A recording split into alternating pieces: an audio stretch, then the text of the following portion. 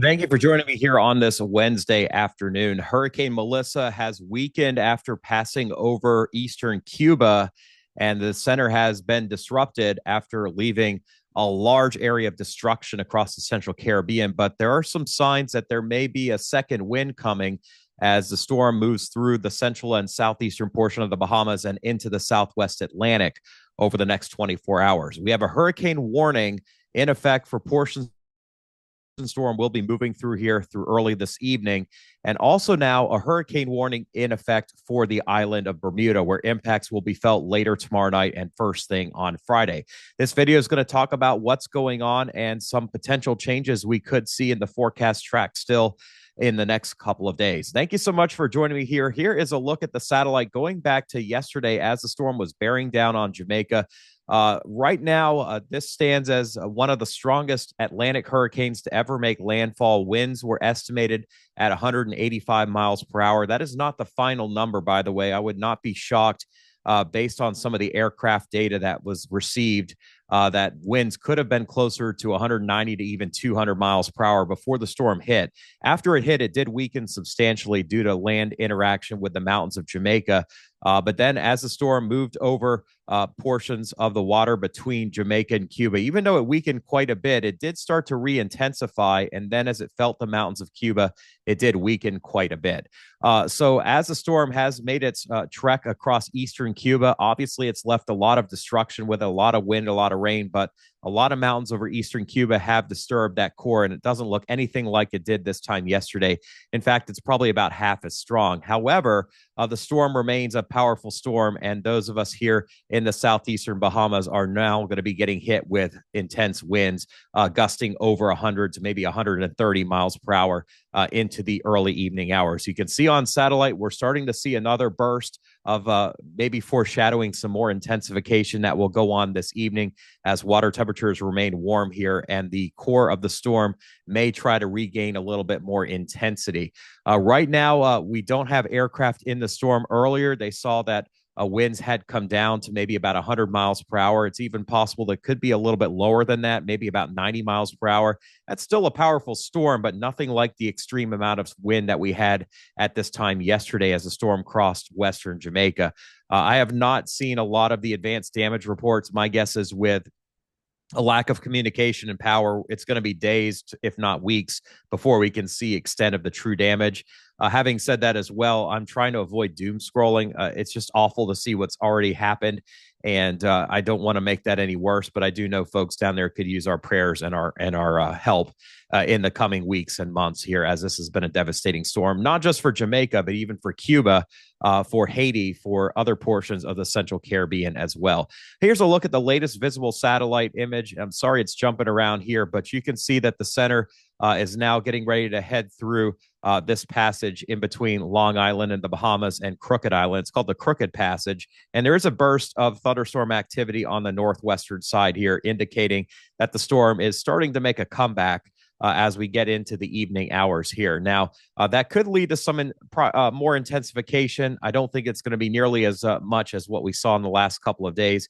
At worst case, this may try to make another run at major hurricane status, but more likely category 2 strength. So right now, we are seeing the storm at 100 miles per hour, which may be a little bit conservative at the 5 o'clock advisory. I would not be completely shocked if this got lowered down to 90 miles per hour, but at the same time, it may start to come back up later on tonight. The location at 22.1 degrees north, 75.3 degrees west. Moving northeast at now 15 miles per hour. So it has picked up quite a bit of speed now. It's starting to make that sprint northeast.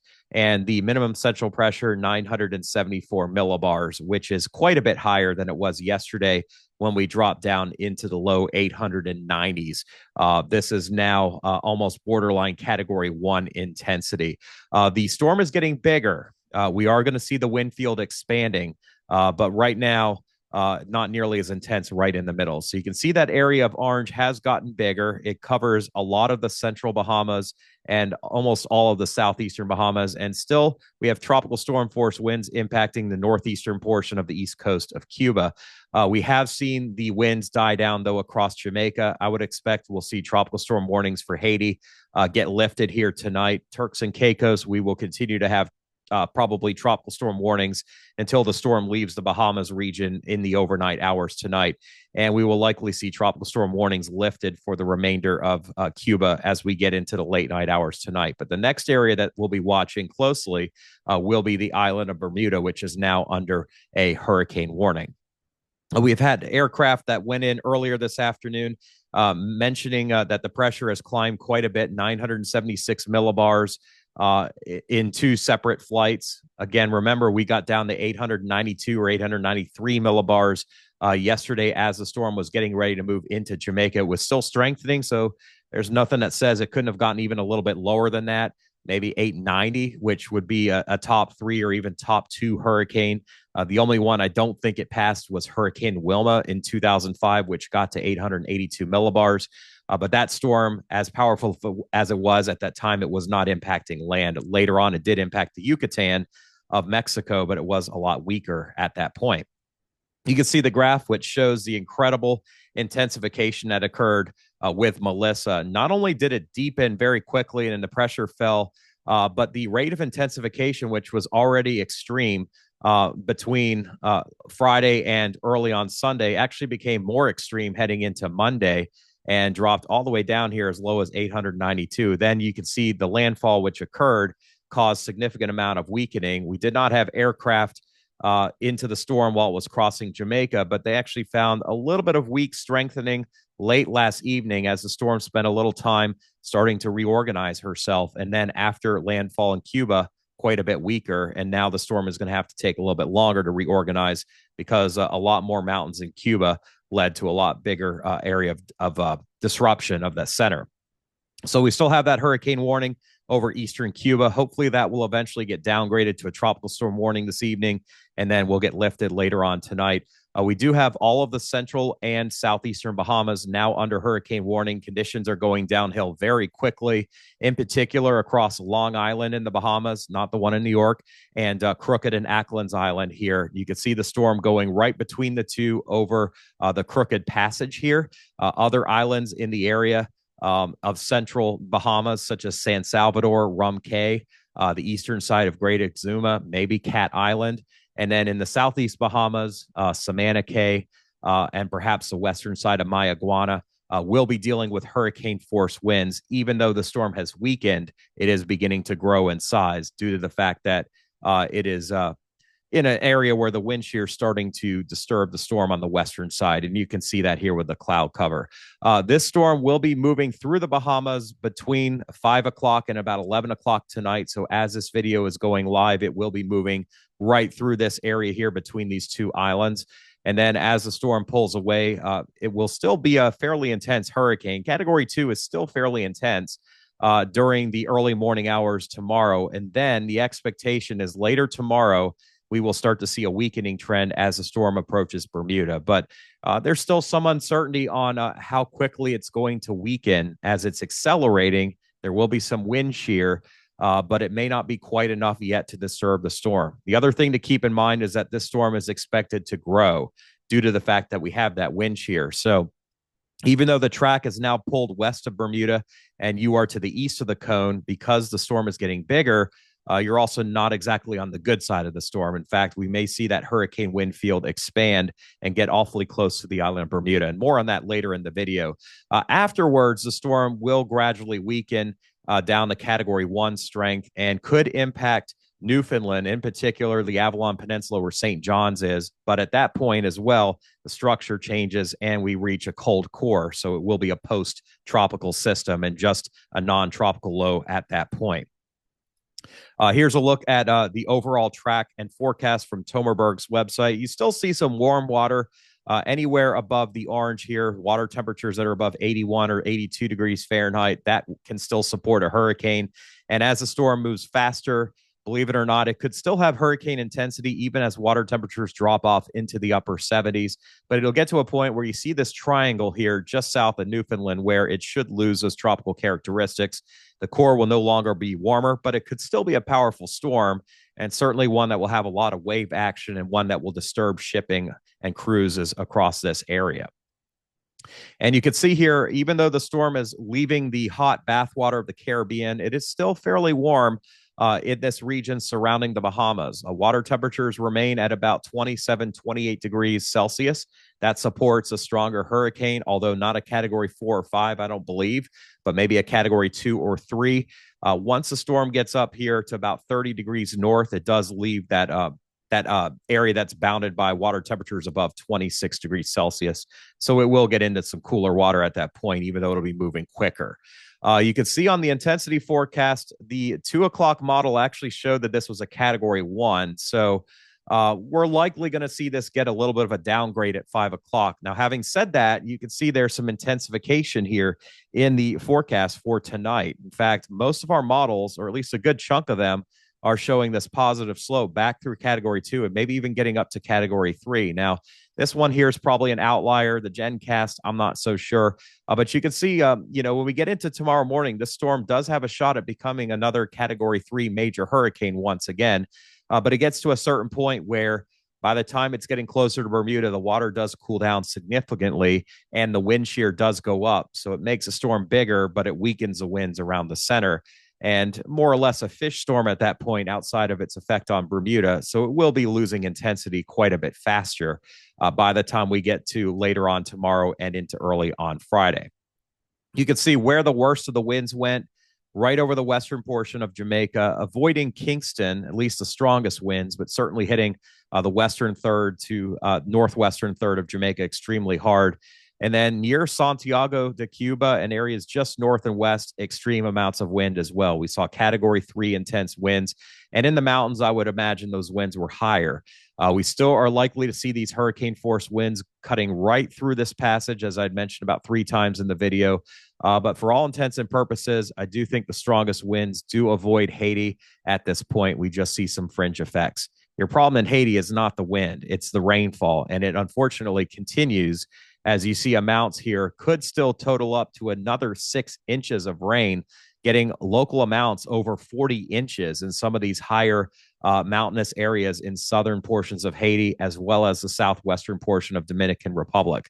Once you get just away from the coastline, the elevation slopes up big time, and that gives you higher amounts of rain. And the tropical feed of moisture behind this storm is still substantial on the southeastern side, and it will be for a couple more days. We see the rains should gradually come to an end around Cuba.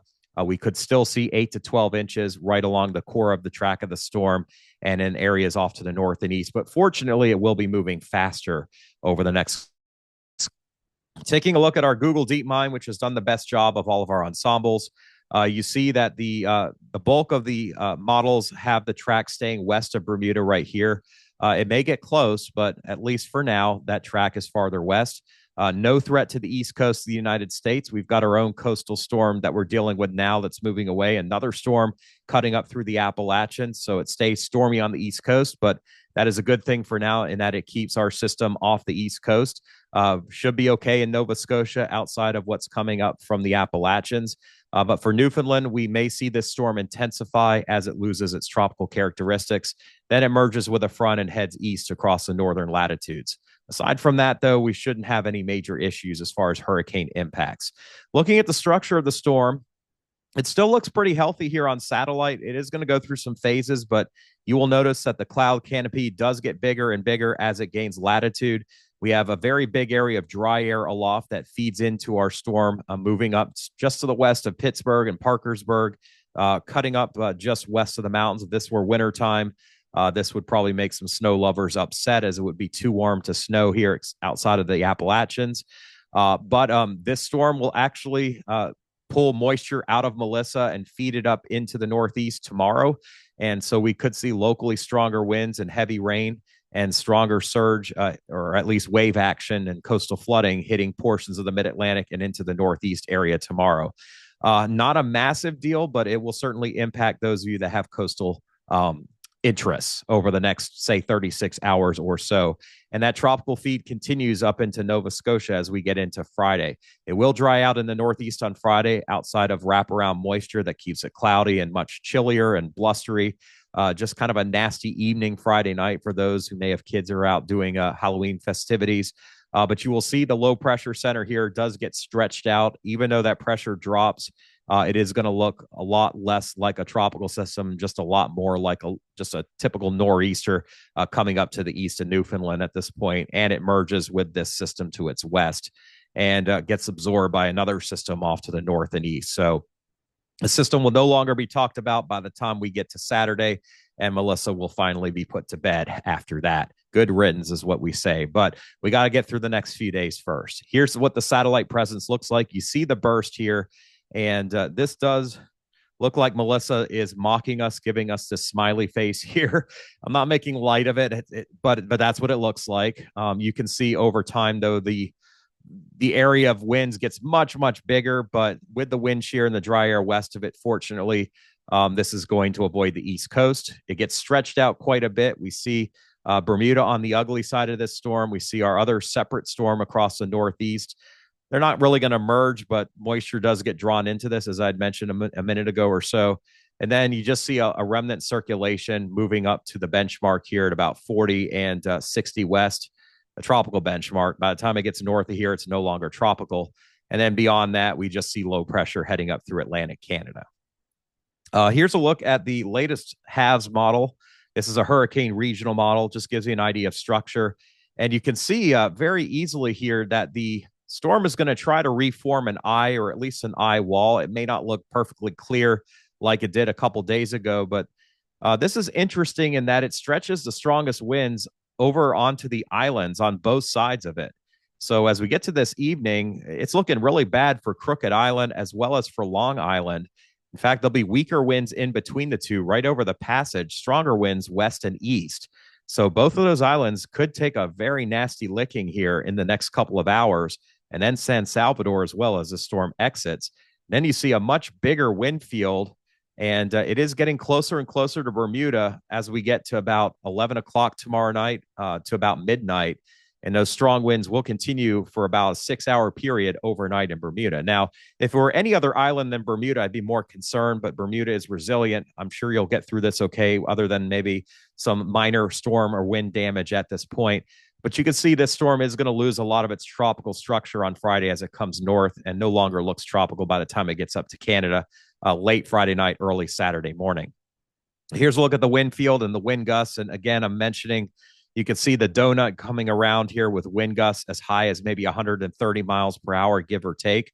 We may have a new model coming in. I guess not quite yet. These numbers may come down just a little bit, but still a well-defined eye here tonight. So that may show up on satellite, or it may be cloud-filled. But regardless, the wind structure is going to get better. And so we could have this re-intensification phase. And then as the storm comes north, gets into some cooler water, we could still see strong wind gusts in Bermuda, maybe up to 80 or 90 miles per hour as the storm comes through very early on Friday. And then that will very quickly subside. And then you see a much sloppier, bigger storm that loses tropical characteristics. Here's a look from the European earlier. I'll get you the 12Z. It may look a little bit different, showing just the swath of where the strongest wind gusts are going to be from here on out over the Southwest Atlantic. We see a maximum wind gust of 117 miles per hour. So that's less than yesterday, thank goodness, but it is still strong. And I do expect we're going to see down trees, some building damage, and some power outages, especially over the eastern central Bahamas and over the western southeastern Bahamas. Taking a look farther up here across the rest of the western Atlantic. Let me pull the 12Z up. It just came in. This was the earlier run I was looking at. And you can see our next storm coming up, bringing 69 mile per hour wind gusts just after midnight, about 1 or 2 in the morning to Bermuda. If this storm jogs east and comes east, by the way, there is the potential for wind gusts up to 115 miles per hour. Right now, that's expected to stay west of Bermuda. We hope that that trend stays that way, but just something to keep in mind. Any shift back to the east makes things worse. Even if it stays on the right side of the cone, which does clear Bermuda of the worst track, those stronger winds do end up farther to the right. Just something to keep in mind at this point. If it comes farther west, then we see those winds coming down substantially, maybe closer to 50 or 60 miles per hour. The winds will let up just after sunrise on Friday. We do see them picking up across Atlantic Canada. Here's a closer view of what we can expect in Atlantic Canada as we get to Friday night and Saturday morning. These winds are kilometers per hour, not miles per hour. So they will pick up here around midnight, Friday night, Saturday morning. And right now, it looks like the strongest winds are just offshore at maybe about 100 to 150 kilometers per hour. Onshore winds are closer to 80 to 90 kilometers per hour, and then things should quiet down later on. So that's a wrap on Melissa. I'll have another video tomorrow as the storm gets closer to Bermuda with any changes. Of course, I'll keep you posted on any updates on my Facebook page. And if you are a subscriber, which if you haven't done that, I'm not going to say shame on you, but go ahead and do it now. I'll have updates for you there as well on my community page. Just looking ahead, not a big threat down the road, but something to watch in the Western Caribbean. We still have some potential down the road that something could try to get going, probably around or just after November 10th. I would say the area closer to Central America would be favored this time. Nothing coming off of Africa, so it would be a little bit closer to land. Obviously, we don't like this, especially in Jamaica and Cuba and Haiti, but we do need to keep an eye on things. At the very least, it's going to get wetter. Now, looking at the European ensembles, we don't really see a major threat over the next 10 days. We do have some lowering pressure near Costa Rica and Panama, which did have flooding rain, by the way. We did have a couple of storm deaths in Panama, believe it or not, from Hurricane Melissa. Nothing to do with the wind, just the rain. We have more rain coming. There will be low pressure down in here, but right now, nothing organized as of now. The GFS model, not my favorite model, but it just shows that there's still a front hanging out here right through Friday and Saturday. So more rain is coming to these areas. Then that front lifts away to the north and west. We still have some juice in the area early next week. So more rain coming, but nothing really organized at this moment. And then that juice pushes west of Cuba, Jamaica, and the storm impacted areas by next Tuesday. And hopefully it stays west. The problem is there's a big high coming down into the Eastern Gulf and coming down from the United States. When you've got a front like that that's stuck, you've got warm water over the Western Caribbean. At any point, we could see low pressure forming. Now, the GFS sometimes gets aggressive here and spins up storms that aren't really going to happen that fast.